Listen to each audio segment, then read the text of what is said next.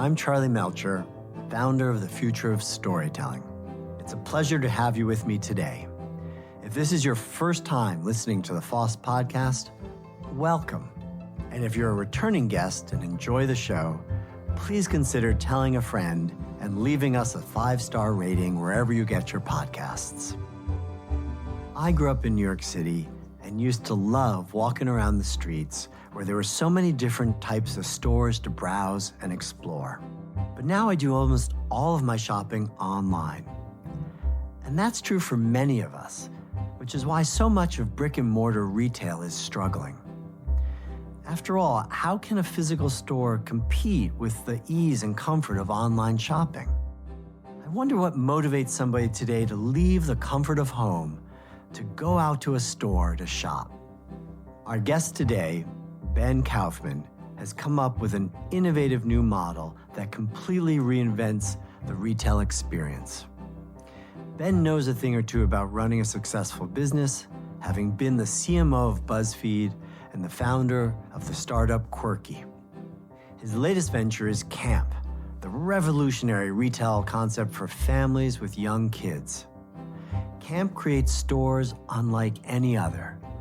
They combine theater, activities, and shopping, allowing families to not only find and purchase products that they love, but to spend quality time together. By uniting merchandising with hands-on storytelling and play, Ben's created something with Camp that even the most popular online stores can't replicate. Not just a place where you can go to buy things, but one where you can go and create memories. With 9 Camp locations across the country and more coming, partnerships with some of the biggest brands and IPs in the world, and countless families returning regularly to his stores, Ben truly understands the potential of immersive retail.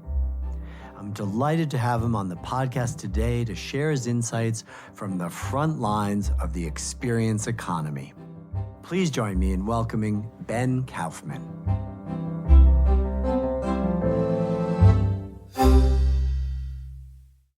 Ben, I'm so excited to have you on the FoST podcast. Welcome.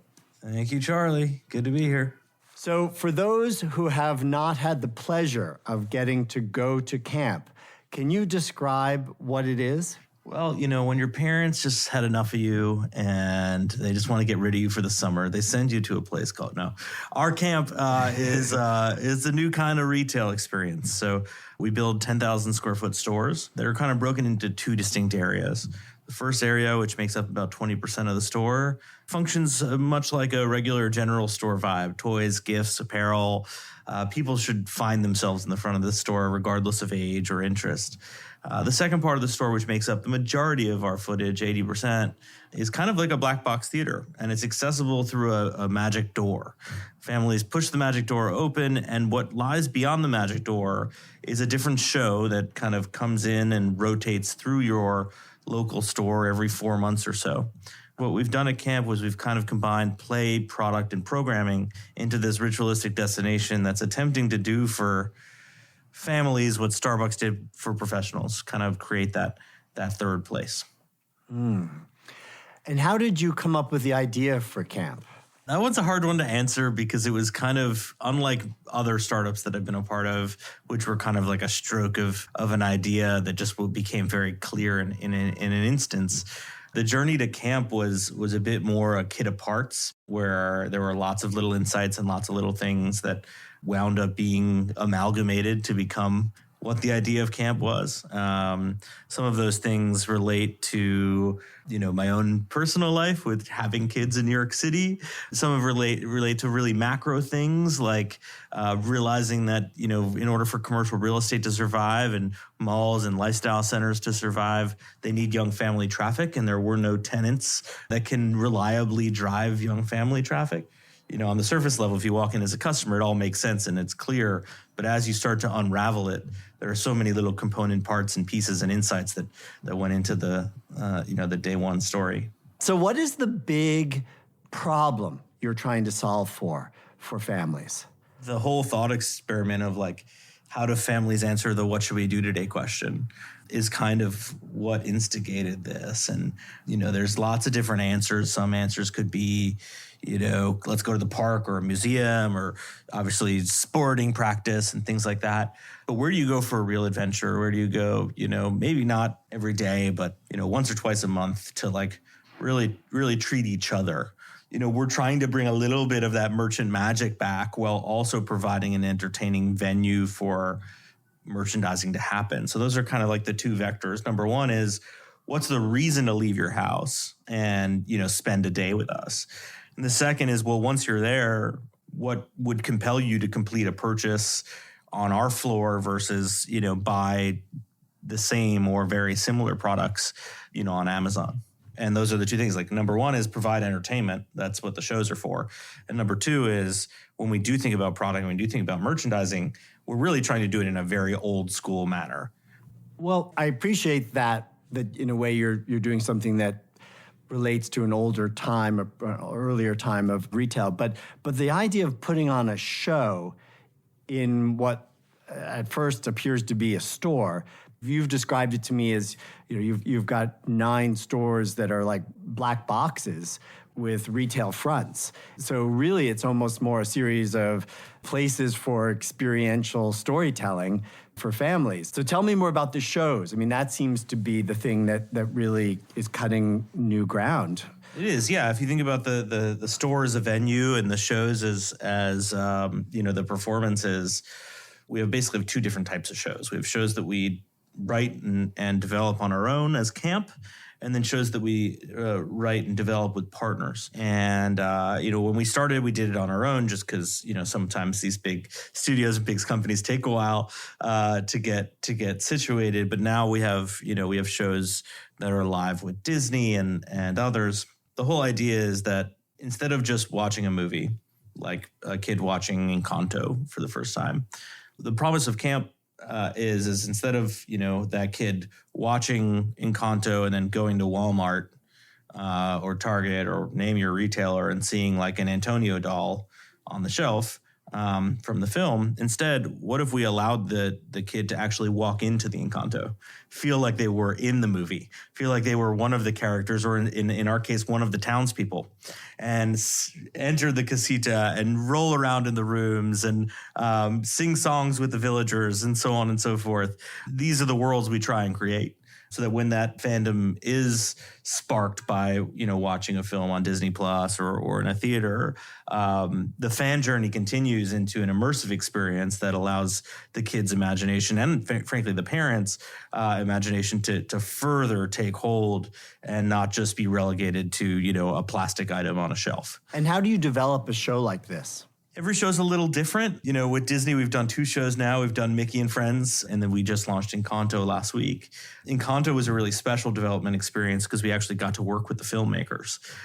We basically, tried to merge how our venues work with, all of the story beats that are in the film, all of the major kind of iconic visuals that people see in the film. Mickey, on the other hand, was a little bit more interesting because, as Disney says, Mickey can exist at any place, at any time, and do anything, which on one hand is amazing. On the other hand, what do we latch onto? And for the Mickey experience, we actually had to write a story from scratch about how you're at camp to celebrate Mickey's birthday and something goes horribly wrong, and you have to kind of unwind the problem as you continue on through the experience. And what we found, at least in our early findings here, is that latching on to big iconic visuals like Casita in Encanto is definitely a bit of an easier development process, although that comes with more scrutiny because there's more kind of like reference materials. But at the same time, being able to write a narrative for Mickey himself is equally as fun. So, each of these processes is a little different. And, generally the way we go about it is we try and we actually just make a grid, literally a table. And if you kind of close your eyes and imagine just like a simple table, the rows are the different story beats. So, kind of narratively what a customer will kind of encounter in each room. And then the columns are, what is the scenic environment? What is the story being told?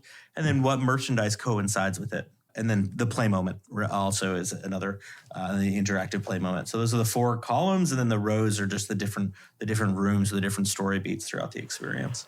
Well, that's really unusual. I mean, I've certainly heard about story development where you're thinking about the narrative beats, where you're thinking about the environment for those, the set of the scene, and you're thinking about, in immersive, certainly the play, the interactivity, what's happening physically for your guests in each of those spaces and moments in the story. But the idea that you're also thinking about what's the merchandise for each of those beats, places, and activities or play, I haven't heard of that done before. What do you mean when you're saying merchandise? You're literally designing products for that moment in the story?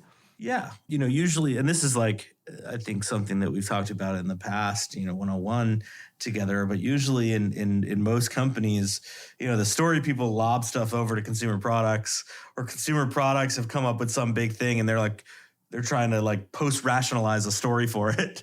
And it usually goes one of those two ways. Very rarely do you put your story people and your product people in the same room, kind of give them equal weight and equal footing, and let there be a give and a take. And my favorite example recently, not to keep referencing Encanto, but it's fresh on the mind that we just opened it. So we're sitting there thinking about the experience and where merchandise will sit inside of Casita and so on. And then we had the idea of actually just creating like a Colombian town square. And so when you come into Encanto Camp, you kind of come through the tunnel. Instead of being, thrust right into Casita, you're actually like what you feel like you're in a little Colombian village, and you see Casita out in the distance. And there's actually vendors with carts. Kind of like traditional merchandise carts that you might see on a street in a town square. And one vendor is selling flower crowns and garlands and so on that you could kind of make yourself with your family. Another vendor is selling, embroidery services on these custom garments that we created. That had to happen in the design of the experience, meaning the merchandise kind of came out of the fact that there were going to be these carts, and didn't come out of the fact that like we have X amount of linear feet to sell. We really thought about what would there be? Of course, there'd be a flower cart. It struck me that when we've talked about this in the past, that in a way, the product purchase at that moment is a way of taking home a memory.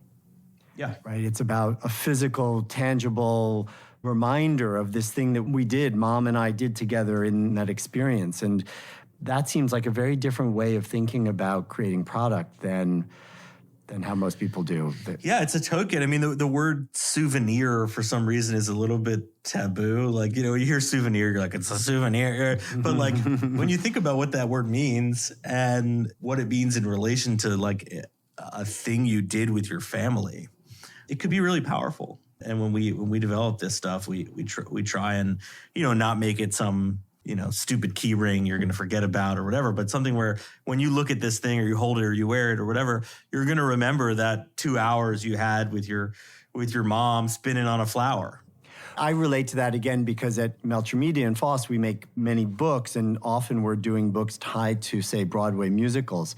And people will go to the musical, a special night out, and then they take that book home. Yes, they like to read about it. Yes, they're interested in the content, but it's also, as you said, like a souvenir or a way to remember, to memorialize this evening and bring it back and keep it alive.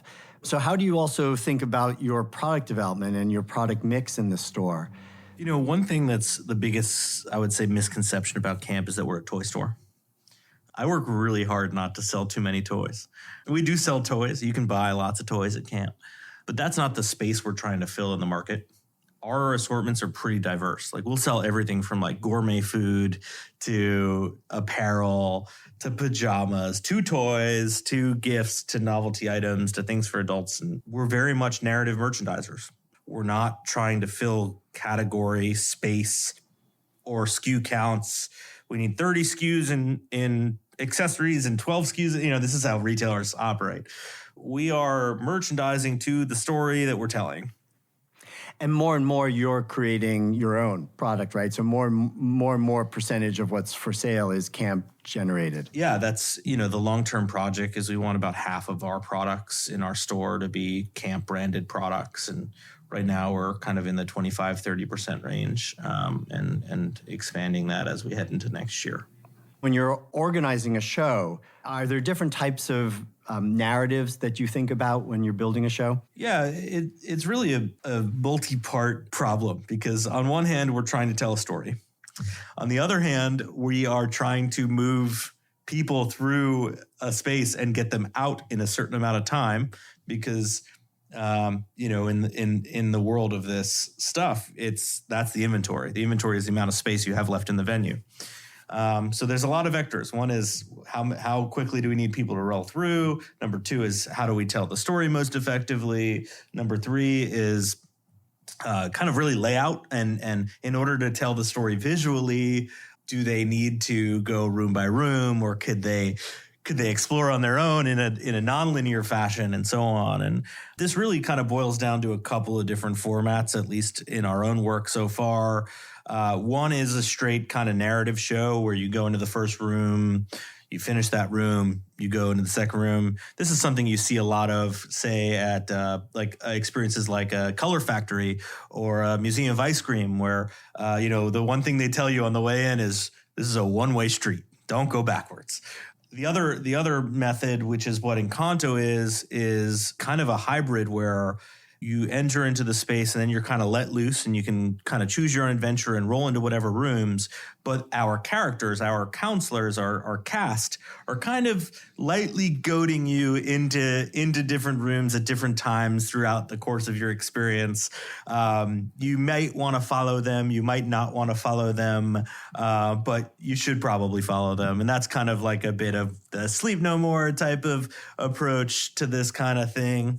And then the third, which is to me the most interesting, is hub spoke, where you bring them into kind of a central area, set the stage for the story, let them touch rooms and then come back, touch rooms and then come back. And that's another format that we're exploring. And, all of these have their different pros and cons. We've also started to implement little like timekeeping instruments to let families know, again, ever so gently. We don't really ever want to kick a family out, but ever so gently, like, okay, your time here is up. What we did with Encanto is we created, the movie of Encanto centers around the magic of a family that was just kind of stored inside of a candle. And so when you come to Encanto Camp, you're actually given a candle. And the timer on that candle is set to about 55 minutes. And when the candle time is up, it just starts to kind of ever so gently flicker. And our staff members are trained that if they see a flickering candle, they are kind of guiding you towards a finale moment, which will then kind of tell you that you need to vacate. That the story's over, yeah. What are a little bit of the pros and cons of each of those?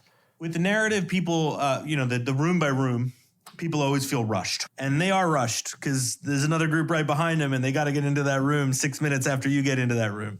And what that doesn't allow is it doesn't allow kids and families to kind of find themselves in the show. Meaning, like, if they're really into one room, they still only have 6 minutes in that room. And they're never going to see that room again unless they do the whole show again. I like the narrative shows, the room by room shows, because the throughput's amazing and you could fit a lot of people through. But I don't love it because it doesn't let families do what families do, which is find their identity inside of one of these stories. And tell me about the evolution of the ticketing for the experiences, right? At first, you didn't charge for that separately, if I remember correctly. And now that's a ticketed event. When we opened the store, December of 2018, it was free to go through the magic door. There was a ticketed paywall in the very back of our store when we first opened, which was like kind of like a theater space where we did crafting and music classes and kids yoga classes and things like that. So we always had a ticketing aspect at camp, but it was always free to go into the experience. And then we realized that people were comfortable paying for an experience, that they found value in the shows that we were delivering. And it's a big part of our business now. It's about 30% of our business is basically people paying to come into our store, which is weird to say out loud. And by the way, what is an average ticket price for? It depends on the show, but anywhere from $20 to $45 per person. We do charge for both kids and the adult. And so that gets booked in advance, and then they show up, do the experience, and then there's an additional purchases of merchandise when they're there. How are you thinking about that? You actually taught me a phrase I'd never heard before, which was fresh wallet. What's that? Yeah, I mean, it's a funny little term, but basically our point of view is that, when you spent the money a week or 2 weeks or 3 weeks in advance booking your reservation, that money's spent. It's out the door already. When you're shopping the venue, when you arrive, you're kind of, you're thinking about it as a net new spend versus if we were kind of charging you for everything at once, you'd look at the bill and maybe think a little differently about it. Our job as merchants is to make sure that they're buying, the coolest, best stuff they could possibly be buying, so that they don't just remember it as an experience. They remember it as an experience where they also got some cool stuff. Mm-hmm. Well, it's a way of taking the experience home, as we were saying before. It must be very expensive to develop one of these experiences, one of these shows, and take a real period of time. Many pop-up immersive experiences are actually being thrown away after a weekend or a week. Your intention is to travel them, is that right? To build the show and then be able to take it from venue to venue. That's right. Yeah, we try and standardize our venue builds, and what goes along with that is that every one of our experiences, our shows, are kind of designed and engineered like traveling theater or a trade show booth might be, so that they can break down and pop up in another venue, another store that we own. And yeah, like it is expensive to build a show. I mean, it's definitely millions of dollars to launch a show, and we launch 3+ shows a year at camp.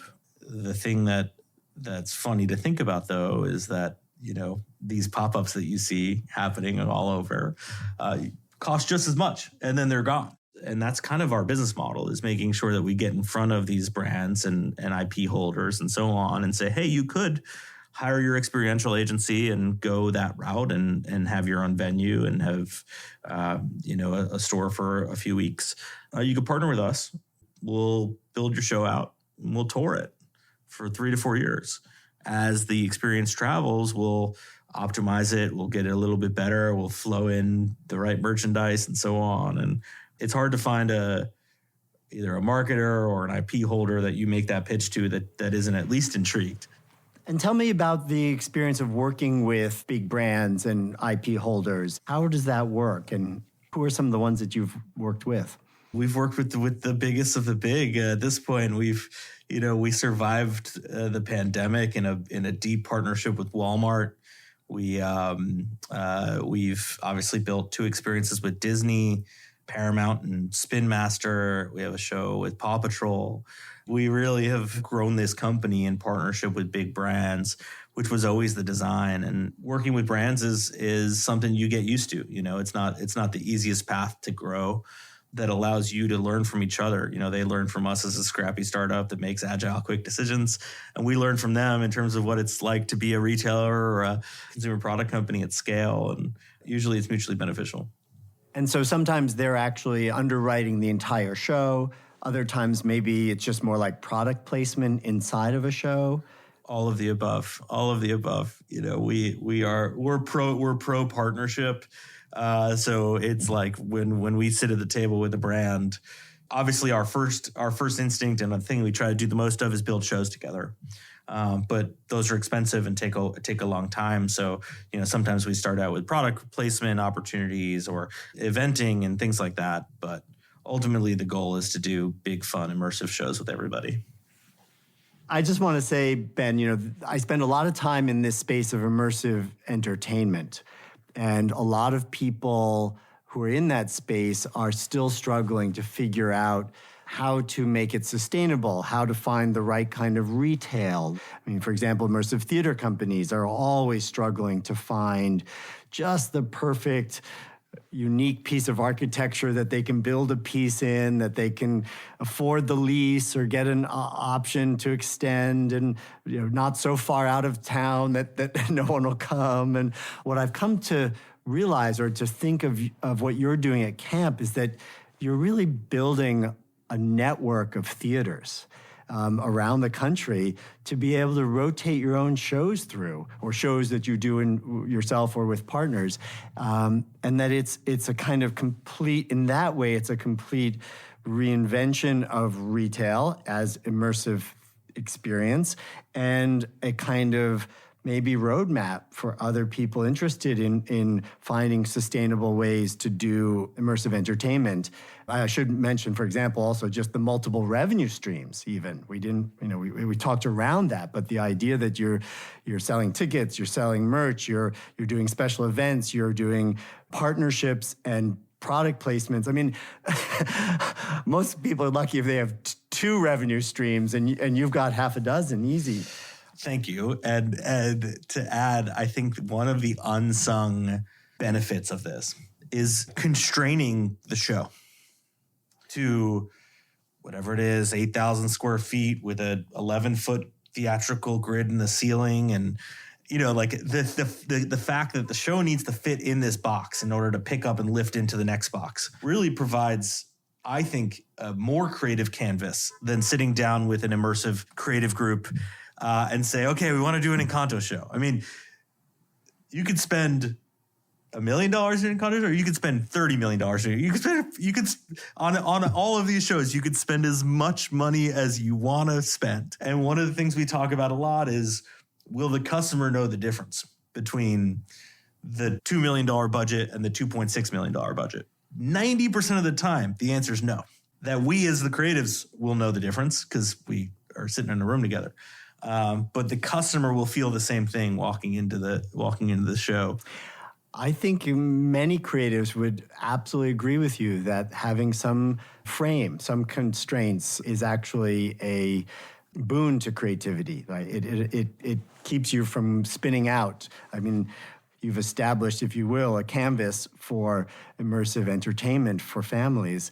That's really wonderful. And I think you'll have a flowering of creativity. It seems like every show you do, the quality, the bar rises as you learn more and understand the full parameters of what you can do in those spaces. Thanks. We got a long way to go to crack this thing, but the thing that keeps us going is walking into stores every day and seeing those smiles and seeing the kids having fun. And we had a big weekend this past weekend. I sent the team a little note on Saturday morning, and I was like, let's go make kids cry today. And the whole notion of that joke is that our stores keep track of how many kids are crying on the way out of the store because they don't want to leave. Okay. And we definitely don't want to make kids cry for any other reason other than making them not want to leave the store. And it's really great because that's literally an emotion that we see so much of every weekend.